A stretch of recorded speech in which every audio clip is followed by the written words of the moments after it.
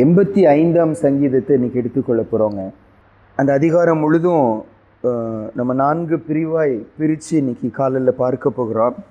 சங்கீதம் 85ஆம் அதிகாரம் எழுப்புதலை குறித்து ஆண்டவர் நமக்கு கற்றுக் கொடுக்குற ஒரு சில பாடங்களை இந்த சங்கீதத்தில் நம்ம பார்க்குறோம். 85ஆம் சங்கீதத்தில் 10லிருந்து 13 வரைக்கும் கடைசி 4 வசனங்கள் நம்ம வாசிப்போம். ஒரு எழுப்புதலை ஆண்டவர் கொடுக்கும்போது அதனால் குடும்பத்தில், சபையில், தேசத்தில் நடக்கிற பெரிய மாற்றங்களை இந்த இடத்துல நம்ம பார்க்குறோம். நம்ம அதை வாசிப்போம். கிருபையும் சத்தியமும் ஒன்றை ஒன்று சந்திக்கும், நீதியும் சமாதானமும் ஒன்றை ஒன்று முத்தம் செய்யும். சத்தியம் பூமியிலிருந்து முளைக்கும், நீதி வானத்திலிருந்து தாழ பார்க்கும். கர்த்தர் நன்மையானதை தருவார், நம்முடைய தேசமும் தன் பலனை கொடுக்கும். நீதி அவருக்கு முன்னாக சென்று அவருடைய அடிச்சுவடுகளின் வழியிலே நம்மை நிறுத்தும். ஆண்டவர் நம்மை உயிர்ப்பிக்கும் போது, ஆண்டவர் நம்மை எழுப்பும்போது, ஆண்டவருடைய பிள்ளைங்களுக்குள்ளாக ஒரு அசைவை உண்டாக்கும்போது அவங்க தனிப்பட்ட லைஃப்பில், அவங்க குடும்பத்தில், சபையில் ரொம்ப ஆசீர்வாதமான மாற்றங்கள் ஆண்டவர் உண்டாக்குவார். இதை தியானிக்க இன்னைக்கு நேரம் இல்லை. ஆனால் கவனிப்பீங்கன்னா 10ஆம் வசனத்தில் கிருபையும் சத்தியமும் ஒன்றை ஒன்று சந்திக்கும். கிருபை அவருடையது. நம்ம சத்தியத்தின்படி நம்ம வாழும்போது 2 பேரும் ஒருத்தர் என்ன செய்கிறோமா, சந்திக்கிறோமா. அடுத்தது நீதியும் சமாதானமும் ஒன்றை ஒன்று முத்தம் செய்யும். நீதி உள்ள வாழ்க்கை வாழ நான் என்னை ஒப்பு கொடுக்கும்போது ஆண்டு நம்ம தேசத்தில், நம்ம குடும்பத்தில் சமாதானத்தை ஆண்டு தருகிறாராம். அதாவது எழுப்புதல் வரும்போது நம்ம சத்தியத்தின்படி வாழ ஆரம்பிக்கிறோம், நீதி உள்ளவர்களை வாழ ஆரம்பிக்கிறோம், ஆண்டு கிருபை கொடுக்குறாரு, சமாதானம் வர ஆரம்பிக்கிறாரு. 11ஆவது வசனத்தில் சத்தியம் பூமியிலிருந்து முளைக்கும், நீதி வானத்திலிருந்து தாழ பார்க்கும். கர்த்தர் நமக்கு எது நன்மையோ அதை நமக்கு தருவார். நம்முடைய தேசம் தன் பலனை கொடுக்கும். தேசத்தில் அழிவு, தேசத்தில் தேவையில்லாத வறட்சிகள் இல்லாமல் தேசம் செழிப்புள்ளதா, அது பலன் கொடுக்கிறதா இருக்கும். தேவ பிள்ளைங்க அனைவரும் கர்த்தரை பின்பற்றுவாங்க. அவருக்கு முன்னால் நீதி செல்லுமா, அந்த நீதியின்படி வாழுகிறவர்களாக நம்ம இருப்போம். ரொம்ப ஆசீர்வாதமான ஒரு சூழ்நிலைகள் இந்த 4 வசனத்தில் வாசிக்கும். ஆனால் இந்த மாற்றங்கள் வரணும்னா ஆண்டவர் நம்மகிட்ட எதிர்பார்க்கிறது என்ன? அதை தான் இந்த முந்தின 9 வசனங்களை 3 பிரிவாக பார்த்துட்டு அதை இன்னைக்கு காலையில் தியானிக்க போகிறோம். பாருங்க, முதல் 3 வசனங்கள் நம்ம வாசிப்போம். முதல் 3 வசனங்கள் 85ஆம் சங்கீதம் முதல் 3 வசனங்கள் வாசிப்போம். கர்த்தாவே, உமது தேசத்தின் மேல் பிரியம் வைத்து யாக்கோபின் சிறையிருப்பை திருப்பினீர். உமது ஜனத்தின் அக்கிரமத்தை மன்னித்து அவர்கள் பாவத்தை எல்லாம் மூடினீர். உமது உக்கிரத்தை எல்லாம் அடக்கி கொண்டு உமது கோபத்தின் எரிச்சலை விட்டு திரும்பினீர். இப்போ இந்த சங்கீதம் யார் எழுதினாங்கன்னு சொல்லப்படலை, எந்த சூழ்நிலையில் எழுதப்பட்டதுன்னு சொல்லப்படலை. பலர் தாவீது எழுதினதுன்னு சொல்லுகிறாங்க, அல்லது நிறைய பேர் சொல்வது என்ன, இப்போ நம்ம கொஞ்ச நாளாக தியானிச்சுட்டு வர்றோம் பாருங்க, தேவ பிள்ளைங்க பாபிலோனுக்கு என்ன செஞ்சுருக்காங்க, சிறைபிடித்து போகப்பட்டிருக்கிறாங்க. அப்போ சிறைபிடிக்கப்பட்ட மக்கள் அந்த சிறையில் இருக்கும்போது, அந்த சிறையிருப்பில் இருக்கும்போது அவங்க ஆண்டவரை பார்த்து ஜெபிக்கிற ஒரு ஜெபமாக இதை சொல்லுகிறாங்க. அது இன்னொரு கூட்டம் என்ன சொல்கிறாங்க, சிறையிருப்புலேருந்து திரும்பி வந்துட்டாங்க. திரும்பி வந்தவர்கள் இப்போவும் சூழ்நிலை வித்தியாசமாக இருக்கிறது. அப்போ சிறையிருப்பிலிருந்து கர்த்தர் திருப்பின அந்த நாட்களை நினைவு கூர்ந்து மறுபடியும் ஒரு விஷயம் ஆண்டவர் சமூகத்தில் ஜெபிக்கிற ஜெபமாக இந்த சங்கீதம் இருக்கலான்னு சொல்லுகிறார். எப்படி இருந்தாலும் இன்றைக்கு வாசிக்கும்படி நம்ம கையில் கர்த்தர் இதை கொடுத்துருக்குறாங்க. அப்போ நம்ம வாழ்க்கையில் ஆண்டவர் எதிர்பார்க்கிறது என்ன, ஒரு எழுப்புதல் வரணும். இந்த எழுப்புதல்ங்கிற வார்த்தைக்கு அர்த்தம் என்ன, புதிதாய் உண்டாக்குவதில்லை, புதிதாக யாரோ ஒரு ஆத்மாவை மாற்றுவதில்லை. கர்த்தரை அறிஞ்ச மக்கள் சோர்ந்து போய் நிற்கிறாங்க, கர்த்தருடைய பிள்ளைங்க விழுந்து கிடக்குறாங்க, கர்த்தருடைய பிள்ளைங்க பிசாசுக்கு அடிமையாக்கப்பட்ட நிலைமையில இருக்கிறாங்க. அப்படி ஒரு காலத்தில் கர்த்தருக்காக வாழ்ந்தவர்களை மறுபடியும் கர்த்தர் என்ன செய்கிறார், அவர்களை எழுப்புகிறாரு. மறுபடியும் ஒரு விஷயம் அவங்க ஆண்டவருக்காக எழும்ப ஆரம்பிக்கிறாங்க, மறுபடியும் ஒரு விஷயம் தேவ பிள்ளைகளாய் மாற ஆரம்பிக்கிறாங்க. கர்த்தருடைய பிள்ளைங்க மத்தியில ஒரு அசைவை உண்டாக்கி தூங்கி கொண்டிருக்கிற அவர்களை, தூசியில் இருக்கிற அவர்களை, பிசாசுக்கு அடிமையாக்கப்பட்ட அவர்களை மறுபடியும் கர்த்தர் என்ன செய்கிறார், எழுப்புகிறது தான் உண்மையான எழுப்புதல். எழுப்புதல் கர்த்தருடைய பிள்ளைங்க நடுவில் தான் ஆரம்பிக்கணும். ஆணுடைய பிள்ளைங்க மாறும்போது சுற்றி இருக்க மக்கள் மாற ஆரம்பிப்பாங்க. நம்ம சரியில்லைன்னா நம்ம சுற்றி பகுதி சரியில்லாமல் போய்விடும். நம்ம சரியாகும் போது கர்த்தருடைய கிரியை நம்ம பகுதியில் வரும் என்று வாசிக்கிறோம். அப்போ நம்ம பகுதியில் எழுப்புதல் வரணும்னா, நம்ம பகுதியில் மாற்றங்கள் வரணும்னா ஆண்டவர் எதிர்பார்க்கிற முதல் காரியம் என்னென்ன, பூர்வமானவைகளை நம்ம சிந்திக்கணுமா, பூர்வமானவைகளை நம்ம யோசிக்கணும். அந்த முதல் 3 வசனங்கள் மறுபடியும் ஒரு விஷயம் வாசிப்போம் பாருங்க. 85ஆம் சங்கீதம் முதல் 3 வசனங்கள் வாசிப்போம். கர்த்தாவே, உமது தேசத்தின் மேல் பிரியம் வைத்து யாக்கோபின் சிறையிருப்பை திருப்பினேன். உமது ஜனத்தின் அக்கிரமத்தை மன்னித்து அவர்கள் பாவத்தை எல்லாம் மூடினேன். உமது உக்கிரத்தை எல்லாம் அடக்கி கொண்டு உமது கோபத்தின் எரிச்சலை விட்டு திரும்பினேன். அப்போ எழுப்புதல் நம்ம தனிப்பட்ட லைஃப்ல, நம்ம குடும்பத்துல, நம்ம சபையில தேவைப்படும் போது முதல் காரியம் ஆண்டவர் சொல்வது என்ன? முற்காலத்தை யோசிச்சு பாருங்க, பாஸ்டை யோசிச்சு பாருங்க, ஆண்டவர் நம்மை நடத்தின விதங்களை யோசிச்சு பாருங்க. ஆண்டவர் எப்படியெல்லாம் நம்ம குடும்பங்களில, தனிப்பட்ட லைஃப்ல, சபையில, நம்ம சமுதாயத்துல ஆண்டவர் கிரியை செஞ்சிருக்கான் யோசிங்க. இந்த இடத்துல 3 காரியங்களை ஞாபகம் வைக்கிற முதல் காரியம் பாருங்க. முதல் வசனத்துல, கர்த்தாவே, உமது தேசத்தின் மேல் பிரியம் வைத்து யாக்கோபின் சிறையிருப்பை திருப்பினீர். இப்போ சிறையிருப்பில் இருக்கிறது போல இருக்காங்க, இப்பொழுது விழுந்து கிடக்கிறாங்க, இப்போ தூசியில இருக்கிறாங்க. இந்த தூசியில இருக்கும்போது, சிறையிருப்பில் இருக்கும்போது என்ன நினைவு கூற சொல்லுகிறாரு?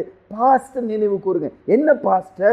ஒரு காலத்துல நாம் இப்படி இருந்தோம், நம்மளை சிறைப்பட்டவர்களா இருந்தோம், நம்ம ஆண்டவர் என்ன செய்தார்? திருப்பி கொண்டு வந்தார். அன்று செய்த ஆண்டவர் இன்றைக்கும் செய்ய வல்லவர் என்பது என்ன செய்யுங்க? நீ நினைவு கூறுங்க. 126ஆம் சங்கீதத்துல முதல் 2 வசனம் வாசிப்போம் பாருங்க.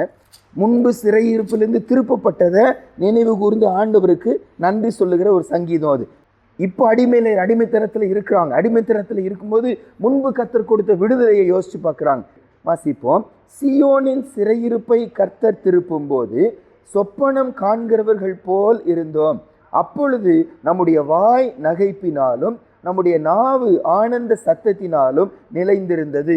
அப்பொழுது கர்த்தர் இவர்களுக்கு பெரிய காரியங்களை செய்தார் என்று புறஜாதிகளுக்குள்ளே சொல்லி கொண்டார்கள். முன்பு நடந்ததை நினைவு கூர்ந்து, அப்போ அன்னைக்கு செஞ்சீங்களே, இன்னைக்கும் செய்யுங்கன்னு சொல்லி ஜெபிக்கிறத பார்க்குறோம். அப்போ நமக்கு கூட இன்றைக்கு ஆண்டவர் கற்றுக் கொடுக்கிறது என்ன?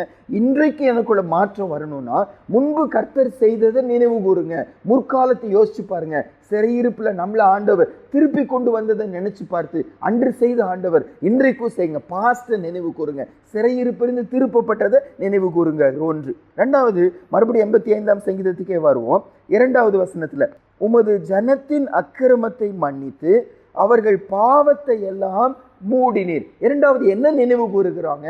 சிறையிருப்பிலிருந்து திருப்பப்பட்டதை நினைவு கூறுகிற நேரத்தில் இதற்கு முன்பாக எவ்வளவு தடவை ஆண்டவர் நம்ம பாவத்தை மன்னிச்சிருக்காரு, எவ்வளவு தடவை நம்ம அக்கிரமத்தை ஆண்டவர் மூடி இருக்கிறாரு. அதை நினைச்சு பார்த்து, அன்றைக்கு மன்னித்த ஆண்டவரை இன்னைக்கும் எங்களை செய்யுங்க, எங்களை நீங்க மன்னிங்க. இன்னைக்கு நாங்கள் சிறையிருப்பில் இருக்க காரணம் நாங்கள் பாவத்துக்குள்ள போயிட்டோம், அக்கிரமத்துல போயிட்டோம். ஒரு நாள் மன்னிச்சவரை இன்னைக்கு நீங்க என்ன செய்யுங்க? மன்னிங்க. அதாவது ஆண்டவர் நேற்றோ இன்றோ என்றோ மாறாதவர். அவருடைய அன்பு மாறாதது, அவருடைய வல்லமை மாறாதது. அவர் நம்ம இந்த பூமியில வைக்கிற வரைக்கும் நம்ம அந்த அன்பை நம்ம ருசி பார்த்து கொண்டே இருக்க முடியும். ஆண்டவர் ஒரு நாள் என்ன செய்ய மாட்டார்? மாறவே மாட்டார். அந்த மாறாத தன்மை யோசிச்சு பார்த்து, அன்றைக்கு இறங்கினீரே, அன்றைக்கு மன்னித்தீரே, இன்றைக்கு எங்களை மன்னிங்க ஏசப்பா. கொலோசியர் நிருபத்துல பாருங்க, 2ஆம் அதிகாரம் 13, 14, 15 வாசிப்போம். நம்ம இன்னைக்கு என்ன தியானிச்சுட்டு வருகிறோம்? இன்றைக்கு நம்ம லைஃப்ல எழுப்புதல் வரணும்னா முதல் காரியம் ஆண்டவர் எதிர்பார்க்கிறது என்ன? முற்காலத்தை யோசிச்சு பாருங்க. அதாவது ஆண்டட்ட குறை இல்லை, ஆண்டவர் செஞ்சிருக்கிறாரு, இன்றைக்கும் செய்ய வல்லவர். அந்த நம்பிக்கையோடு அவர்கிட்ட நம்ம ஓடணுமா? கொலோசையர் 2ஆம் அதிகாரம் 13, 14, 15 வாசிப்போம். உங்கள் பாவங்களினாலும் உங்கள் மாம்ச விருத்த சேதனம் இல்லாமையினாலும் மரித்தவர்களாய் இருந்த உங்களையும் அவரோடே கூட உயிர்ப்பித்து அக்கிரமங்கள் எல்லாவற்றையும் உங்களுக்கு மன்னித்து நமக்கு எதிரடையாகவும் கட்டளைகளால் நமக்கு விரோதமாகவும் இருந்த கையெழுத்தை குலைத்து அதை நடுவில் இராதபடிக்கு எடுத்து சிலுவையின் மேல் ஆணி அடித்து துரைத்தனங்களையும் அதிகாரங்களையும் உரிந்து கொண்டு வெளியரங்கமான கோலமாக்கி அவைகளின் மேல் சிலுவையில வெற்றி சிறந்தார். ஆண்டவர் செய்து முடிச்சுட்டார். அதை ஞாபகப்படுத்துகிறார். இனிமேல் செய்யணும்னு அவசியம் இல்லை, அவர் செஞ்சு முடிச்சது. இந்த இடத்துல கொலோசை சபைக்கு அவர் நினைவு கூட்டுவது மாசி. கொலோசை 2ஆம் அதிகாரம் 13, 14, 15 ஆண்டவர் கொடுத்த அந்த மன்னிப்பை, அந்த மன்னிப்பினால பிசாசின் மேல் நம்ம கிடைத்த ஜெயத்தை நினைப்பூட்டுகிறத வாசிக்க. அப்ப நம்ம கூட இன்றைக்கு எழுப்புதல் வரணும்னா, ஒரு காலத்துல கர்த்தர் என்ன மன்னிச்சு முடிச்சது, சிலுவையில செய்து முடித்ததை நான் நினைவு கூறுகிறேன். ஆண்டவரே இன்றைக்கு செய்யுங்கன்னு சொல்லி கேட்காம, அன்னைக்கு நீங்க செஞ்சு முடிச்சிருக்கீங்க, இன்றைக்கு நீங்க செய்ய வல்லவர் என்று கர்த்தருடைய அந்த முன்பு அன்பை நம்ம நினைச்சு பார்க்கிறோம். 3வது என்னத்தை நினைவு கூறுகிறாங்கன்னா, 85ஆம் சங்கீதத்துல 85ஆம் சங்கீதம் 3வது வசனம். 85ஆம் சங்கீதம் 3வது வசனம். உமது உக்கிரத்தை எல்லாம் அடக்கி கொண்டு உமது கோபத்தின் எரிச்சலை விட்டு திரும்பினீர். நீங்க இந்த 3 வசனம் வாசிப்பீங்கன்னா பாஸ்ட் டென்ஸ்ல இருக்கும், கடந்த காலத்துல இருக்கும். அன்றைக்கு நீங்க திருப்பினீங்க, அன்றைக்கு நீங்க மன்னிச்சீங்க, அன்றைக்கு நீங்க கோபத்தை விட்டு வெளியே வந்தீங்க. அன்றைக்கு செய்த ஆண்டவர் இன்றைக்கும் நீங்க. 3வது என்ன நினைவு கூற சொல்லுகிறாரு? ஒரு நாள் தேவ கோபம் என் மேல இருந்துச்சு, அந்த கோபத்திலிருந்து கர்த்தர் என்ன செய்ய திருப்பினார், என் மேல பிரிய வச்சார். அன்றைக்கு செஞ்சீங்களே, இன்றைக்கும் கோபத்துல இருக்க வேண்டாம், இன்னைக்கு இரக்கம் பாராட்டுங்க. பழச நினைவு கூறுகிறோம். அன்றைக்கு செய்த ஆண்டவர் இன்றைக்கும் செய்யுங்க, ஆண்டரை பார்த்து கூப்பிடுகிறோம். மீகாவின் புஸ்தகம், யோனாக்கு அடுத்த புஸ்தகம் மீகாங்க. பழைய ஏற்பாடுல மீகாவின் புஸ்தகம் 7ஆம் அதிகாரம் 18வது வசனம். மீகா 7ஆம் அதிகாரம் 18வது வசனம். 1080வது பக்கம் பழைய ஏற்பாடுல, 1080வது பக்கம் மீகாவின் புஸ்தகம் 7ஆம் அதிகாரம் 18வது வசனம். மீகா 7:18 வாசிப்போமா? மீகா 7:18. தமது சுதந்திரத்தில் மீதியானவர்களுடைய அக்கிரமத்தை பொறுத்து மீறுதலை மன்னிக்கிற தேவரீருக்கு ஒப்பான தேவன் யார்? அவர் கிருபை செய்ய விரும்புகிறபடியால் அவர் என்றென்றைக்கும் கோபம் வையார். ஆண்டுடைய சுபாவம் என்ன? அவர் கோபம் கொள்ளாத ஒரு தேவன். சங்கீதக்காரன் சொல்லும்போது, உடைய கோபம் ஒரு நிமிஷம் தான் கோபம் வைக்கிறீங்க, ஆனா உடைய தயவோ நீடிய வாழ். ஏதோ ஒரு செகண்ட் கோபப்படுகிறாரா, இமைப்பொழுது கைவிடுகிறாரா, ஆனா நித்திய கிருபையோடு நம்ம இறங்குகிறார். அப்ப ஆண்டுடைய அந்த சுபாவத்தை நினைச்சு பார்க்கிறாங்க. இன்றைக்கு எனக்குள்ள மாற்றங்கள் வரணும்னா முற்காலத்துல கர்த்தர் செய்ததை யோசிச்சு பாருங்க. Remember the past. பழசை யோசிச்சு பார்க்க போறோம். அன்றைக்கு சிறையிருப்பை திருப்பினாரு, அன்றைக்கு என்ன மன்னிச்சாரு, அன்றைக்கு அவர் கோபம் கொள்ளாம இரக்கம் கொண்டாரு, அதை நினைவு கூர்ந்து இன்றைக்கு நம்ம ஜெபிக்க ஆரம்பிக்கிறோம். பாஸ்ட நினைவு கூறுங்க. இப்போ ஒரு எழுப்புதல் வரணும்னா முதல் காரியம் இந்த சங்கீதம் நம்ம கற்றுக் கொடுப்பது என்ன? முன்பு கர்த்தர் செய்ததை நினைத்து பாருங்கன்னு சொல்றாரு. 1. 2வது 85ஆம் சங்கீதத்துல 2வது குரூப் என்னன்னாங்க, 85ஆம் சங்கீதம் 5ஆம் வசனத்திலிருந்து 8வது வசனம் வரைக்கும் இப்போ பிரசன்டா நான் என்ன செய்யணும்? முதல் 3 வசனங்கள் பாஸ்ட் என்ன செய்யணும், அடுத்த 4 வசனங்கள் இப்போ நான் என்ன செய்யணும். 4வது வசனத்துல இருந்துங்க 4, 5, 6, 7, 4, 5, 6, 7 இந்த 4 வசனங்கள் வாசிப்போம் பாருங்க. எங்கள் ரட்சிப்பின் தேவனே, நீர் எங்களை திருப்பி கொண்டு வாரும், எங்கள் மேல் உள்ள உமது கோபத்தை ஆற பண்ணும், என்றைக்கும் எங்கள் மேல் கோபமாய் இருப்பீரோ, தலைமுறை தலைமுறையாக உமது கோபத்தை நீடித்திருக்க பண்ணுவீரோ, உமது ஜனங்கள் உம்மில் மகிழ்ந்திருக்கும்படி நீர் எங்களை திரும்ப உயிர்ப்பிக்க மாட்டீரோ. கர்த்தாவே, உமது கிருபையை எங்களுக்கு காண்பித்து உமது ரட்சிப்பை எங்களுக்கு அருளி செய்யும். முதல் காரியம் பாஸ்ட் நினைவு கூறுகிறோம். நீங்க அந்த பாஸ்ட் நினைவு கூறும்போது கூட அவர் என்னை சிறையிருப்பை திருப்பினார், பாவத்தை மன்னிச்சார், கோபத்தை மாற்றி கொண்டார். எதனால?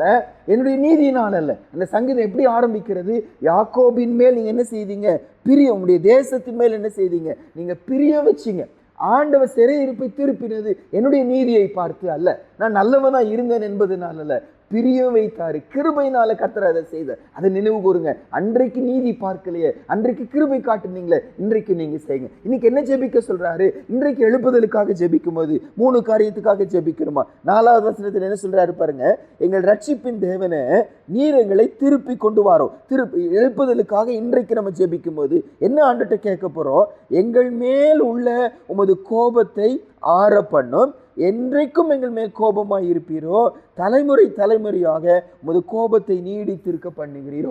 இப்பொழுது எழுப்புதலுக்காக ஜெபம் பண்ணுவேன். முதல் காரியம் ஆண்டவரை பார்த்து கேட்பது என்ன? ஆண்டவரே, கோபத்தை திருப்பி கொள்ளுங்க. கர்த்தர் நம்ம மேல கோபமா இருக்கிறார். எப்போ கோபமா இருக்கிறாரு? பைபிள் சொல்லுது, கீழ்ப்படியாமையின் பிள்ளைகள் இடத்துல தான் என்ன வரும்? தேவ கோபாக்கினை வரும்னு வாசிக்கிறோம். அவனுடைய கோபம் எப்போ இருக்கும்? கர்த்தருடைய வார்த்தைக்கு நான் கீழ்ப்படியாம இருக்கும்போது. ஒரு பெற்றோருக்கு கோபம் வருகிற முக்கியமான சூழ்நிலை என்ன? நம்ம வார்த்தைக்கு நம்ம பிள்ளைங்க கீழ்ப்படியில நம்ம கோபத்தை கிண்டுகிறான். அதே போல அவர் பரம தகப்பன் தானே. அவர் கோபம் கொள்கிற முக்கியமான ஒரு காரியம் என்ன? நான் ஆண்டுடைய வார்த்தைக்கு கீழ்ப்படியாம போகும்போது, அவருடைய வசனத்துக்கு ஒப்பு கொடுக்காம போகும்போது, வார்த்தைக்கு எதிர்த்து போகும்போது தேவனுடைய கோபம் நம்ம மேல வர ஆரம்பிக்குது. அப்ப எழுப்புதலுக்காக ஜெபம் பண்ணும்போது கர்த்தர் முன்னால வைக்க வேண்டியது என்ன? அன்று இன்றைக்கு நான் படுத்து இருக்கிறதுக்கு காரணம், இன்றைக்கு நான் தூசியில இருக்கிறதுக்கு காரணம், இன்றைக்கு வீழ்ந்து இருக்கிறதுக்கு காரணம், இன்றைக்கு பிசாசும் மனுஷனும் மேற்கொண்டதற்கு காரணம் உடைய பிரியம் என் மேல இல்ல, நான் உடைய கோபாக்கினின் பாத்திரமா இருக்கிறேன்.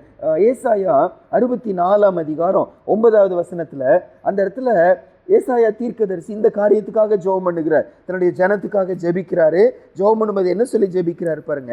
ஏசாயா 64:9 தேவனை பார்த்து, ஆண்டவரே நீங்க வானத்தை கிழித்து இறங்கி வாங்க ஆண்டவரை, எழுப்புதல தாங்க என்று சொல்லி ஜெபிக்கிற ஒரு அதிகாரம் அது. அதுல என்ன கேட்கிறாரு 9 கர்த்தாவே அதிகமாய் கடுங்கோபம் கொள்ளாமலும் என்றென்றைக்கும் அக்கிரமத்தை நினைத்து கொள்ளாமலும் இருப்பீராக. இதோ பாரும், நாங்கள் அனைவரும் உம்முடைய ஜனங்களே. ஏசாயா தீர்க்கதரிசி ஜெபம் பண்ணும்போது அவனுடைய கோபம் எங்க மேல இருக்கிறதுனாலதான் இன்னைக்கு அந்நிய ராஜாக்கள் எங்களை அடிமைப்படுத்துகிறாங்க. வேண்டாண்டவரே, அதாவது கோபம் கொள்ளாதீங்கன்னு சொல்லி கேட்கல, அதிகமாய் கோபம் கொள்ளாதீங்க, நாங்க தகுதி உள்ளவர்கள் தான், கோபம் கொள்ள தகுதி உள்ளவர்கள், நாங்க கீழ்ப்படியாதவர்கள் தான், கீழ்ப்படியாமின் பிள்ளைகள் இடத்துலதான் தேவ கோபாக்கினே வரும்னு வாசிக்கிறோம். ஆனால் அதிகமாய் கோபம் கொள்ளாதீங்க. அப்ப எழுப்புதலுக்காக 85 ஜெபிப்பதற்கு கொடுக்கிற ஆலோசனை என்ன? முதல் காரியம் ஆண்டுட்ட உங்க கோபத்தை ஆற பண்ணுங்க ஏசப்பா, கோபத்தை மாற்றிக் கொள்ளுங்க, கோபத்தை திருப்பி கொள்ளுங்க, அதிகமாய் கோபம் கொள்ளாதீங்க, என்றைக்கும் எங்க மேல கோபம் வையாதீங்க. நம்ம ஜெபிக்கிறவர்களா இருக்கணுமா? இரண்டாவது, இந்த பிரசன்டா நான் என்ன ஜெபிக்கணும் ஆண்டுட்ட 85 உமது ஜனங்கள் உம்மில் மகிழ்ந்திருக்கும்படிக்கு நீர் எங்களை திரும்ப உயிர்ப்பிக்க மாட்டீரோ. அந்த எழுப்புதல்ல ஜெபிக்க வேண்டிய ஜெபம் என்ன? இரண்டாவது, ஆண்டவரே நாங்க இப்படி இருக்கிறதுக்கு காரணம் எங்க சந்தோஷம் வேற எங்கேயோ போயிடுச்சு,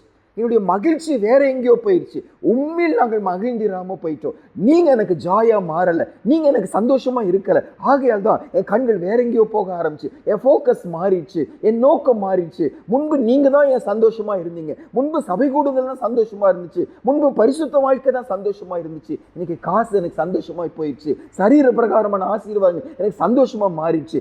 எழுப்புதல் வரணும்னா இரண்டாவது ஜெபிக்கிறாரு, ஆண்டவரே எங்களுடைய அந்த ஃபோக்கஸ் மாறட்டும், எங்களுக்கு சந்தோஷம் கொடுப்பது மாறட்டும், உலகம் சந்தோஷம் கொடுக்க விராதீங்க. 137 6 வாசிப்போம் பாருங்க. நான் உன்னை நினையாமலும் எருசலேமை என் முக்கியமான மகிழ்ச்சியிலும் அதிகமாக எண்ணாமலும் போனால் என் நாவு என் மேல்வாயோடு ஒட்டி கொள்வதாக. ஆண்டுட்டு அவர் ஜெபிக்கிறார். என்ன ஜெபம் பண்றாரு? முக்கியமான மகிழ்ச்சியிலும் நீங்க எனக்கு அதிகமான சந்தோஷமா என்ன செய்யணும்? மாறணும். அப்படின்னு என்ன அர்த்தம்? எனக்கு சந்தோஷம் கொடுக்கிற நிறைய காரியம் இருக்குது. இப்போ பெற்றோரை பிரியப்படுத்துவதற்கு, பிள்ளைங்களை பிரியப்படுத்துவதற்கு பல காரியம் நமக்கு தெரியும். இது செஞ்சா அவங்க சந்தோஷப்படுவாங்க, இது கொடுத்தா சந்தோஷப்படுவாங்க நம்ம நினைக்கிறோம். ஆனா இவர் சொல்றாரு, எனக்கு சந்தோஷம் கொடுக்கிற எல்லாத்த விட நீங்க எனக்கு அதிகமா என்ன செய்யணும்? மாறணும். அதுதான் எழுப்புதல்ல கேட்கிறார். கோபம் நீங்கணும் ஜெபம் பண்றாரு. ரெண்டாவது, என்னுடைய ஃபோக்கஸ் நீங்கணும். எனக்கு சந்தோஷம் கொடுப்பது இன்னைக்கு உலகமா மாறிடுச்சுப்பா, சந்தோஷம் கொடுப்பது பூமிக்குரிய காரியமா மாறிடுச்சு, எனக்கு சந்தோஷம் கொடுக்குது நீங்களா இருக்கணும், உண்மையில் நான் மகிழ்ச்சியா இருக்கும்படி என்னை மறுபடியும் நீங்க என்ன செய்யுங்க? உயிர்ப்பீங்க, மறுபடியும் ஒரு விஷயம் உயிர்ப்பீங்க. இதே மாதிரி இதுல 53 கூட அந்த மாதிரி ஒரு வசனம் வாசிப்போம் பாருங்க. 53 6 அதாவது அந்த எழுப்புதல் வரும்போது அதுல ஆண்டவர் கொடுக்கிற ஆசீர்வாதம் என்ன? அவருக்குள்ள ஒரு மகிழ்ச்சி, அவருக்குள்ள ஒரு சந்தோஷம், அவர் தான் நம்முடைய மகிழ்ச்சியை சந்தோஷமா மாறுவாராம். வாசிப்போம். சியோனிலிருந்து இஸ்ரவேலுக்கு ரட்சிப்பு வருவதாக, தேவன் தம்முடைய ஜனத்தின் சிறையிருப்பை திருப்பும் போது யாக்கோபுக்கு களிப்பும் இஸ்ரவேலுக்கு மகிழ்ச்சியும் உண்டாகும். சிறையிருப்பு திருப்பப்பட்டதின் அடையாளம் என்ன? தேவ பிள்ளைங்க சந்தோஷம், கர்த்தராய் மாறுகிறாரு, மகிழ்ச்சி மாறுகிறது. அதாவது சூழ்நிலைகள் மாறுகிறது என்பதை விட உள்ளத்துல கர்த்தர் ஒரு மாற்றத்தை என்ன செய்ய உண்டாக்கு, ஒரு சந்தோஷம் கொடுக்கிற, பாடுகள் நடுவில் மகிழ்ச்சியோடு இருக்க வைக்கிற, உபத்திரவம் தான் இருக்கு, பாடுகள் தான் இருக்கு, குறைச்சல் தான் இருக்கு, அதன் நடுவில் கூட சந்தோஷமா இருக்க வைக்கிற, மகிழ்ச்சியா இருக்க வைக்கிற, அது ஆண்டவருடைய எழுப்புதலின் ஒரு அடையாளம் சொல்லி வாசிக்கிறோம். சங்கீதக்காரன் ஜெபம் பண்ணுகிறார் 85 உம்முடைய ஜனங்கள் உம்மில் மகிழ்ந்திருக்கும்படி நீங்க பண்ணுங்க. இரண்டாவது, பிரசன்ட் அவர் என்ன ஜெபிக்க சொல்றாரு? ஆண்டவருக்குள்ள மகிழ்ச்சியாய் நம்ம இருக்கணும் ஜெபிக்க வைக்கிறார். மூன்றாவது, 85 சங்கீதத்துல 7 வாசிப்போம் பாருங்க. 85 7 வாசிப்போம். கர்த்தாவே உமது கிருபையை எங்களுக்கு காண்பித்து உமது ரட்சிப்பை எங்களுக்கு அருளி செய்யும். மூன்றாவது, எழுப்புதலுக்காக ஜெபம் பண்ணும்போது நான் என்ன ஜெபிக்க சொல்லுகிறாரு? வேற எல்லா ஆசீர்வாதத்தை விட ரட்சிப்புங்கிற ஆசீர்வாதத்துக்காக நீங்க என்ன செய்யுங்க? நீங்க ஜெபம் பண்ணு. மற்றதெல்லாம் நிலைச்சிருக்க போகிறது இல்லை, மற்றதெல்லாம் நம்மோடு கூட வரப்போகிறது இல்லை. இந்த எபேசியர் 6 ஒரு ஆணுடைய பிள்ளைங்களுக்கு ஆண்டவர் கொடுக்கிற ஆயுதங்களை குறித்து சொல்லிட்டு வர்றார். அந்த ஆயுதத்துல ஒரு முக்கியமான ஆயுதம் என்ன? தலைக்கு காப்பாற்றுவதற்கு. இந்த தலையை காப்பாற்றுவது எது அதில் சொல்லும்போது ரட்சண்யம் என்ற தலை சீரா அப்படின்னு வாசிக்கிறோம். இந்த தலை சீரா எது? தலை கவசம். எத்தனை ஆக்சிடென்ட் காப்பாற்றப்பட்டதற்கு காரணம் என்ன? அவங்க தலையில என்ன போட்டிருந்தாங்க? அவங்க ஹெல்மெட் போட்டிருந்தாங்க. தலையில் அந்த ஹெல்மெட் இருந்ததுனால உயிர் காப்பாற்றப்பட்டுச்சு. இப்போ நம்ம சபையில் கூட ஒருத்தர் அந்த ஹெல்மெட்டே போட மாட்டாங்க. முடி களைஞ்சிரும், முடியெல்லாம் தலையெல்லாம் வேர்த்துருதுங்க, ரொம்ப கஷ்டமாயிருது அப்படி இப்படின்னு சொல்லுவாங்க. ஒரு நாள் வண்டியில் போகும்போது கீழே விழுந்துட்டாங்க. ஆண்டவர் கிருபையா பாதுகாத்தார், லைட்டாக அடியோடு தப்பிச்சுட்டாங்க. அதுக்கப்புறத்தில் என்ன ஆனாலும் என்ன செய்வாங்க? ஹெல்மெட் போட்டுக்குவோம். ஏன்னா அன்னைக்கு கிருபையாய் கர்த்தர் பாதுகாத்தார். கொஞ்சம் ரொம்ப அடிபட்டு தலை ரெண்டாக போயிருந்திருக்கும். புரிந்து கொண்டாங்க. இன்னைக்கு என்ன ஆனாலும் தலைக்கு என்ன செய்யறாங்க? ஹெல்மெட் போட்டுக்கிறாங்க. இப்போ நமக்கு கூட என் தலையை காப்பாற்றுவது வேற எதுவும் இல்லை, ரட்சண்யம்ங்கிற தலை சீராக தான் என்ன செய்யும்? நம்ம தலையை. எபேசியர் 6ஆம் அதிகாரத்தில் 14, 15 எங்கே ஒரு இடத்துல வரும். சரி, அது வாசிக்கிறீங்களா? எபேசியர் 6ஆம் அதிகாரத்தில் கர்த்தருடைய பிள்ளைங்களுக்குரிய ஆயுதங்கள், சர்வாயுத வர்க்கத்தை குறித்து ஆண்டவர் சொல்லிட்டு வரும்போது 17வது வசனம். எபேசியர் 6ஆம் அதிகாரம் 17வது வசனம். எஃபிஷியன்ஸ் 6:17, 269வது பக்கம். எபேசியர் 6ஆம் அதிகாரம் 17வது வசனம். ரட்சண்யம் என்னும் தலை சீராவையும் தேவ வசனமாகிய ஆவியின் பட்டயத்தையும் எடுத்துக்கொள்ளுங்கள். இதுதான் என்ன செய்யுமா? பிசாசின் தந்திரங்களை மேற்கொள்ள நம்மை திராணி உள்ளவர்களா என்ன செய்யும்? மாற்று. தீங்கு நாளில் அவனை எதிர்த்து நிற்க வைப்பது என்ன? ரட்சிப்புங்கிற ஒரு ஆசீர்வாதம். மீட்கப்பட்டவர்கள் தான் அவருக்கு சொந்தம். நான் மீட்கப்படாமல் இருந்தால் நான் அவருக்கு சொந்தம் இல்லை, அவருக்கு என் மேல ரெஸ்பான்சிபிலிட்டி இல்லை. நான் மீட்கப்பட்டவன், ரட்சிக்கப்பட்டவனா இருந்தாதான் கர்த்தருடைய பொறுப்பு என் மேல இருக்கிறது. அப்ப ரட்சிப்புக்காக, எழுப்புதலுக்காக ஜெபம் பண்ணும்போது அவர் ஜெபிக்கிறாரு, ஆண்டவரே எங்களை ரட்சிங்க ஏசப்பா, எங்களை ரட்சிங்க. எதன் அடிப்படையில? அந்த 85ஆம் சங்கீதத்துக்கு நீங்க வருவீங்கன்னா 85ஆம் சங்கீதம் 7ஆம் வசனத்துல, கர்த்தாவே உமது கிருபையை எங்களுக்கு காண்பித்து உமது ரட்சிப்பை எங்களுக்கு அருளி செய்யும். எப்படி அருளுங்க? கிருபையா என்ன செய்யுங்க. எங்க நீதியை பார்க்காதீங்க. நாங்க மனம் திரும்புகிறோம், அழுகிறோம், வேதனைப்படுறோம், அதை பார்த்தல உடைய கிருபை நிமித்தம் முன்பு நீங்க செஞ்சீங்களே, முன்பு பிரியம் வச்சு செஞ்சீங்களே, இன்றைக்கும் செய்யுங்க. நம்ம ஜெபிக்க ஆரம்பிக்கணும். பாருங்க 85ஆம் சங்கீதத்துல எழுப்புதலுக்கு ஆண்டவர் கொடுக்கிற முதல் ஆலோசனை என்ன? Remember the past. முன்பு நான் செய்தேன், இன்றைக்கும் நான் செய்ய வல்லவர் என்பதை மறந்துடாதீங்க. ரெண்டாவது, இன்றைக்கு நான் என்ன ஜெபம் பண்ணணும்? தேவ கோபம் நீங்கணும். ஒன்று ஜெபிக்க ஆரம்பிக்கணுமா? ரெண்டாவது, ஆண்டோட என்னுடைய மகிழ்ச்சி கர்த்தராய் மாறணும். என்னுடைய சந்தோஷம், என் ஃபோக்கஸ் மாறிடுச்சு. கர்த்தரோடு வந்து கொண்டிருந்த நான் சடனா என் கண்களை பிசாசு வேற எங்கேயோ திருப்பிட்டான். அவர் தான் என் சந்தோஷமா இருந்துச்சு ஒரு காலத்துல. ஆனா இன்றைக்கோ வேறெல்லாம் என் சந்தோஷமா மாறிடுச்சு. அன்றே எங்களை மன்னிங்க, மறுபடியும் நீங்க என் சந்தோஷமாய் மாறணும். மூன்றாவது, எது பெரிய ஆசீர்வாதம்? ரட்சிப்பு தான் பெரிய ஆசீர்வாதம். அதுதான் என் தலையை காக்கும் என்று சொல்லி ரட்சிப்புக்காக ஜெபிக்க ஆரம்பிங்க. அதுவும் கிருபையினால செய்யுங்கன்னு சொல்லி வாசிக்கும். சரி, இதெல்லாம் ஆண்டு செய்ய ஆசையா இருக்கிற பாருங்க. எல்லாருக்கும் நீங்க இந்த சம்பவம் தெரிஞ்சிருக்கும். ஒரு தடவை அது எந்த ஊருன்னு மறந்துட்டேன். ரொம்ப நாள் வறட்சியாம், ரொம்ப நாள் அந்த தேசத்துல மழை இல்லை. அதனால அங்க இருக்கிற அந்த தேவ பிள்ளைங்க சேர்ந்து என்ன செய்யறாங்க? மழையை வருஷிக்க பண்ணுகிறவர் கர்த்தர் தான். பைபிள் சொல்லுது, மழையை வருஷிக்க பண்ணுகிற நீங்க ஒருவர் தான், கர்த்தர் தான் அதை செய்ய முடியும். இப்ப அவரை நோக்கி நம்ம கூப்பிடலாமே என்று சொல்லி எல்லாரும் சேர்ந்து ஜெபிக்க ஆரம்பிக்கிறான். நல்ல வறட்சி, நல்ல வெயில், அந்த மாதிரி ஒரு சூழ்நிலையில மழையே இல்லை ரொம்ப நாட்களா. அப்போ எல்லாரும் அந்த ஜெபத்துக்கு போகிறாங்க. ஆணுடைய பிள்ளைங்கள்லாம் சேர்ந்து ஜெபிக்கிறாங்க. ஒரு சின்ன பொண்ணு மட்டும் என்ன செஞ்சாங்கன்னா, கையில கொடையை தூக்கிட்டாங்க. கொடையை தூக்கிட்டு அந்த மீட்டிங்க்கு போறாங்க. எல்லாரும் அவங்கள பார்த்து சிரிக்கிறாங்க. மழையே இல்லை, கொடையை தூக்கிட்டு போறிய அப்படின்னு சொல்லுகிறாங்க. அப்போ அந்த சகோதரி என்ன சொல்லிச்சா, நம்ம எதுக்காக போறோம்னு சொல்லி கேட்டாங்க. நம்ம மழைக்காக ஜெபம் பண்ண போறோம். மழைக்காக ஜெபம் பண்ண போறோம்னா கண்டிப்பா ஏசப்பா என்ன செய்வார்? மழையை கொடுப்பார். மழையை கொடுத்தா நம்ம கையில என்ன வைக்கணும்? கொடை வேணும்ல. அப்போ இந்த இடத்துல இந்த 85ஆம் சங்கீதத்துலங்க எழுப்புதலுக்காக ஜெபம் பண்ணும்போது அந்த எழுப்புதலை கர்த்தர் தருவார். அந்த எழுப்புதலை தரும்போது என்கிட்ட ஆண்டவர் என்ன எதிர்பார்க்கிற, நான் என்ன செய்ய போறேன்? அவர் செய்வாரு, அவர் காரியங்களை செய்வார். ஆனா என்கிட்ட ஆண்டவர் என்ன எதிர்பார்க்கிறார்? நான் என்னத்தை செய்ய கமிட் பண்ணணும்? இந்த 85ஆம் சங்கீதத்துல அந்த ஆஸ்பெக்ட் கொண்டு வர இருப்பாருங்க.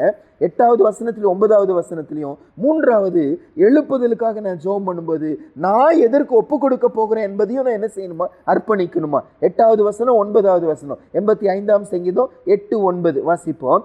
கர்த்தராகிய தேவன் விளம்புவதை கேட்பேன். அவர் தம்முடைய ஜனங்களுக்கும் தம்முடைய பரிசுத்தவான்களுக்கும் சமாதானம் கூறுவார். அவர்களோ மதிகேட்டுக்கு திரும்பாதிருப்பார்களாக. நம்முடைய தேசத்தில் மகிமை வாசமாய் இருக்கும்படி அவருடைய ரட்சிப்பு அவருக்கு பயந்தவர்களுக்கு சமீபமாய் இருக்கிறது. நம்ம 3 பிரிவா பார்க்கிறோம். முன்பு பாஸ்ட நினைவு கூறுங்க. என்ன பாஸ்ட் நினைவு கூறுங்க? அன்றைக்கு சிறையிருப்பை திருப்பினார், அன்றைக்கு ஆண்டவர் பாவங்களை மன்னித்தார், அன்று கோபத்திலிருந்து திரும்பினார், அதை நினைவு கூறுங்க. இரண்டாவது, ஜெபிக்க ஆரம்பிங்க. எதுக்காக ஜெபிக்க ஆரம்பிங்க? எழுப்புதலுக்காக ஜெபம் என்பது கோபம் நீங்கட்டும்னு சொல்லி ஜெபுங்க. முதல் காரியம் நம்ம பார்த்தோம். இரண்டாவது, அவர்தான் நம்முடைய மகிழ்ச்சியாய் மாறணும்னு சொல்லி ஜெபிக்க ஆரம்பிங்க. மூன்றாவது, ரட்சிப்புக்காக ஜெபிக்க ஆரம்பிங்கன்னு வாசிக்கிறோம். அதே போல மூன்றாவதாக, ஆண்டவர் எழுப்புதலை தருவாருங்கிற நம்பிக்கையோடு கூட நான் என்ன ரெஸ்பான்சிபிலிட்டி எடுத்துக்கொள்ள போறேன், நான் என்ன மாற்றிக்கொள்ள போறேன், நான் எந்த விஷயத்துல கமிட் பண்ண போறேன். மூன்று காரியங்கள் இந்த வசனத்துல சுவாசிக்கிறோம். முதல் காரியம் 8வது வசனத்துல, கர்த்தராகிய தேவன் விளம்புவதை நான் கேட்பேன். கேட்பேன்ங்கிறது ஃபியூச்சர்ல. அப்ப என்ன தீர்மானம் எடுக்கிறார் ஆண்டவரே?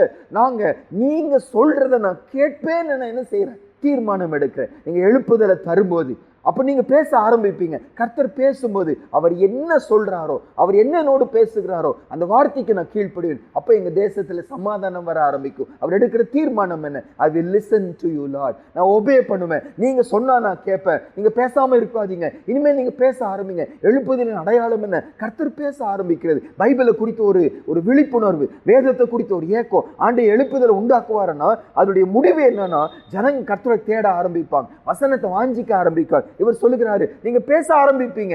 அன்றைக்கு நான் கீழ்ப்படிவேன் என்று தீர்மானம் எடுக்கிறேன். ஒன்றவர் எடுக்கிற தீர்மானம் என்ன? கர்த்தருக்கு நான், வார்த்தைக்கு நான் செவி கொடுப்பேன் என்று சொல்லுகிறேன். இரண்டாவதாக 8ஆம் வசனத்தின் இறுதியில வாசிக்கிறீங்க, அவர்களோ மதிக்கேட்டுக்கு திரும்பாதிருப்பார்களாக. இரண்டாவது, நான் எடுக்கிற தீர்மானம் என்ன? நான் இப்படி விழுந்ததற்கு காரணம் பாவம், நான் இப்ப விழுந்ததற்கு காரணம் கீழ்ப்படியாமை. இப்ப நான் தீர்மானம் எடுக்கிறேன். நீங்க என்னை எழுப்பும் போது மறுபடியும் அந்த மதிக்கேட்டுக்கு நான் என்ன செய்ய மாட்டேன்? திரும்ப மாட்டேன். எதிலிருந்து என்னை திருப்பி கொண்டு வந்தீங்களோ அந்த பாவத்துக்கு மறுபடியும் நான் என்ன செய்ய மாட்டேன்? போக மாட்டேன். அந்த பாவத்துக்குள்ள ஈடுபட மாட்டேன், உண்மை துக்கப்படுத்த மாட்டேன், அந்த அசுத்தத்துக்குள்ள மறுபடியும் நான் புரள மாட்டேன். தீர்மானம் எடுக்கிறோம்னு சொல்லி சொல்லுகிறார். மூன்றாவது 9வது வசனத்துல, நம்முடைய தேசத்தில் மகிமை வாசமாய் இருக்கும்படி அவருடைய ரட்சிப்பு அவருக்கு பயந்தவர்களுக்கு சமீபமாய் இருக்கிறது. யாருக்கு கர்த்தர் ரட்சிப்பு கொடுப்பாரு? அவருக்கு பயப்படுகிற பயம். என்ன தீர்மானம் எடுக்கிற? ஆண்டவரே, நான் உமக்கு பயப்படுவேன், உமக்கு நான் மகிமை கொடுப்பேன், உம்முடைய வார்த்தைக்கு நான் கீழ்ப்படும். மூன்று வார்த்தை சொல்லுகிறார். நான் கர்த்தரை செவி கொடுப்பேன். இரண்டாவது வாசிக்கிறோம், மதிகேட்டுக்கு நான் திரும்ப மாட்டேன். மூன்றாவது, உமக்கு பயப்படும் பயத்துக்கு நான் ஒப்பு கொடுக்கிறேன். உமக்கு பயப்படாம இருக்க மாட்டேன், வார்த்தைக்கு நான் பயப்படுவேன். அப்படியே கண்களை மூடுவோம், ஆண்டுட்டு ஒப்பு கொடுப்போம். ஆண்டவர் சொல்லுகிறாரு இந்த 85ஆம் சங்கீதத்துல, ஆண்டவர் ஒரு எழுப்புதலை கொடுக்க காத்திருக்கிற 10ஆம் வசனத்திலிருந்து 13வது வசனம் வரைக்கும் அவர் எழுப்புதலை தரும்போது அந்த பகுதியில் எவ்வளவு சந்தோஷம் இருக்கும். அவருடைய நீதி, அவருடைய கிருபை, அவருடைய சமாதானம், அவருடைய பரிசுத்தம், அவருடைய சந்தோஷம், அவர் நன்மை தருவது, அவரையே பின்பற்றி போவது, அப்படி ஒரு ஆசீர்வாதமான ஒரு நிலைமை நம்ம குடும்பத்துல, நம்முடைய தனிப்பட்ட லைஃப்ல, சமுதாயத்துல, சபையில இருக்குமா? ஆனா ஆண்டு இதை செய்யணும்னா நம்மகிட்ட எதிர்பார்க்கிற 3 முக்கியமான காரியங்கள். Remember the past. இன்றைக்கு இந்த பிரசன்ட்காக பாரத்தோடு கண்ணீரோடு ஜெபிக்க ஆரம்பிங்க. ஃபியூச்சர்ல என்ன செய்ய போறீங்க என்று சொல்லி தீர்மானம். அந்த குழந்தை கொடையை எடுத்துட்டு வந்தது போல நாமும் எழுப்புதலுக்காக ஜெபம் பண்ணும்போது நாம நம்ம ஆயத்தப்படுத்துகிறோம். அன்று நீங்க எங்களோடு பேச ஆரம்பிப்பீங்க. நாங்க கீழ்ப்படிவோம் ஏசப்பா, நீங்க சொன்னா நாங்க அதை மறுக்க மாட்டோம், அந்த வார்த்தைக்கு லிசன் பண்ணுவோம், மறுபடியும் பழைய வாழ்க்கைக்கு நாங்க போக மாட்டோம் ஏசப்பா. உங்க பயப்படும் பயத்துக்கு எங்களை நாங்க ஒப்பு கொடுப்போம். ஜெபிப்போமா? மகா பரிசுத்தம் உள்ள எங்க நல்ல தகப்பனே, ஆண்டவரே, இந்த காலவேளைக்காக நாங்கள் நன்றி செலுத்துகிறோம். எழுப்புதலுக்காக உலகமெல்லா சபைகள் காத்திருக்கிற நாட்கள் அப்பா. ஆண்டவரே, கடைசியிலும் வருகை வர்றதுக்கு முன்னால ஒரு பெரிய அசைவை நீர் உண்டாக்குவீங்க. ஆண்டவரே, உங்களுடைய வேதத்துல வாசிக்கிறோம், ஒரு பெரிய மாற்றத்தை நீங்க கொண்டு வருவீங்க. உங்களுடைய சபையில, உங்களுடைய தேவ பிள்ளைங்க நடுவில ஒரு அசைவை நீர் உண்டாக்குவீங்க. மறுபடியும் ஒரு விஷயம் நீங்க எழுப்புதல் உண்டாக்க போறீங்க. ஆனா அதை செய்யணும்னா என்கிட்ட நீங்க எதிர்பார்க்கிறீங்க சுவாமி. தேவரீர், முற்காலத்துல நீங்க செய்தவர்களை நினைவு கூர்ந்து மாறாத ஒரு தேவனை அன்றைக்கு செய்தவரை இன்றைக்கும் செய்யுங்கன்னு சொல்லி ஜெபிக்கணும்னு எதிர்பார்க்கிறீங்க. நாங்கள் உண்மைதான் சுவாமி, எங்க லைஃப்ல ஒரு காலத்துல நாங்க திரும்பி பார்க்கிறோம். எங்களை உயிர்ப்பிச்சது உண்மைதான் ஏசப்பா, எங்க பாவத்தை மன்னிச்சது உண்மைதான் ஏசப்பா, எங்க மேல நீங்க இரக்கம் பாராட்டினீங்க, கிருபை பாராட்டுறீங்க. என்னுடைய நீதி நிமித்தி இதெல்லாம் நீங்க செய்யல சுவாமி, எங்க மேல பிரியம் வச்சு நீங்க செஞ்சீங்க. அன்றைக்கு செய்த அதே தேவன் இன்றைக்கு மாறாதவரா இருக்கிறீங்க. எங்க பகுதியில மறுபடியும் ஒரு விசை, எங்களுக்குள்ளே மறுபடியும் ஒரு விசை, எங்க சபைகளில மறுபடியும் ஒரு விசை எழுப்புதலை கொடுக்க முடியும் சாமி. கோபத்தை நீங்கட்டும் ஏசப்பா. ரட்சிப்புங்கிற பெரிய ஆசீர்வாதம் எங்க ஆசீர்வாதங்களா மாறட்டும். அதுக்காக ஜெபிக்கிறவர்களா எங்களை நீங்க மாற்றுங்க சுவாமி. கிருபை கொடுங்க. எல்லாத்துக்கும் மேல நாங்க தீர்மானம் எடுக்கணும்னு சொல்லி பார்த்தோம் மாட்டோம் சுவாமி. வார்த்தைக்கு செவி கொடுப்போம். கர்த்தர் சொல்வது பிடிக்குதோ இல்லையோ, எங்களுக்கு சரின்னு தோணுவது இல்லையோ, we will listen to that, அதற்கு நாங்கள் செவி கொடுப்போம் என்று சொல்லி அன்றைக்கு அவர்கள் தீர்மானம் எடுத்தாங்க. இன்னைக்கு எங்களுக்கும் அந்த தீர்மானத்தை எடுக்க உதவி செய்யுங்க. மதிகேட்டுக்கு திரும்ப மாட்டோம் ஐயா. அன்று ஒரு நாய் தான் தன் கக்கினதை மறுபடியும் தின்னுமே, ஒரு பன்றி தான் மறுபடியும் சேற்றில போகும். நாங்க நாய் அல்ல, நாங்க பன்றிகள் அல்ல, நானுடைய செல்ல பிள்ளைங்க சுவாமி. மறுபடியும் மதிகேட்டுக்கு திரும்ப மாட்டோம் என்று தீர்மானம் எடுக்க அன்று எங்களுக்கு கிருபை கொடுங்கன்னு சொல்லி ஜெபிக்கிறோம். ஆண்டவரே, நாங்க உம்மோடு கூட இணைஞ்சு நின்று உமக்கு பயப்படும் பயத்தோடு கூட ரட்சிப்பை பெற்றுக்கொள்ள தகுதியுள்ளவர்களா வாழ உதவி செய்யுங்க. இன்னைக்கு எதுக்கெல்லாம் பயப்படுகிறோம்? மனுஷனுக்கு பயப்படுகிறோம், ஈருளுக்கு பயப்படுகிறோம், ஒரு சில மிருகங்களுக்கு பயப்படுகிறோம், என்னெல்லாம் பயப்படுகிறோம். ஆனா எங்க கூட நீங்க எதிர்பார்க்கிறது உமக்கு பயப்படும் பயத்தை எதிர்பார்க்கிறீங்க. எங்களுக்குள்ள எதை போடுங்க ஐயா. வசனத்தினாலதான் தேவனுக்கு பயப்படும் பயம் உண்டாகும் சொல்லி 19ஆம் சங்கீதத்துல வாசிக்கிறோம். தேவனுக்கு பயப்படுகிற பயத்தினால எங்களை நிரப்பும்படியா ஜெபிக்கிறோம். மறுபடியும் ஒரு உம்முடைய ஜனங்கள் உம்மில் மகிழ்ந்திருக்கும்படி எங்களை உயிர்ப்பிக்கும்படி ஜெபிக்கிறோம். எங்க சந்தோஷம் நீராய் மாறட்டும், எங்க மகிழ்ச்சி நீராய் மாறட்டும், எங்கள் நோக்கம் நீராய் மாறட்டும், எங்கள் போக்கஸ் நீங்காய் மாறட்டும். வேற எதையும் எங்க கண்ணு முன்னால வைக்க விடாதீங்க. அன்று விசுவாசத்தை துவக்குகிறவரும் முடிக்கிறவருமா இருக்கிற இயேசுவையே கண்ணு முன்னால வச்சு நியமித்த ஓட்டத்துல ஓடி முடிக்க உதவி செய்யுங்க. எங்க பிரையாரிட்டிஸ் எல்லாம் மாற்றுங்க, எங்க நோக்கத்தெல்லாம் மாற்றுங்க, எங்க தரிசனத்தெல்லாம் மாற்றுங்க. முழுக்க முழுக்க நீராய் மாற பண்ணுங்க. கர்த்தர் இந்த நாளில உங்க சமுத்திரங்களை கூட்டிட்டு வந்ததற்காக உமக்கு ஸ்தோத்திரம். தேவரீர் அன்றைக்கு 85ஆம் சங்கீதத்துல அந்த தேவ ஜனங்க எழுப்புதலுக்காக ஜெபம் பண்ணாங்க, நீங்க கொடுத்தீங்க, அந்த சிறையிருப்பை மாற்றினீங்க. இன்றைக்கும் எங்கள் சிறையிருப்புகள் நீங்க மாற்றுவதற்காக உமக்கு நன்றி. துதி கன மகிமை உமக்கு செலுத்துகிறோம். இயேசுவின் மூலம் ஜெபிக்கிறோம் நல்ல பிதாவே, ஆமென்.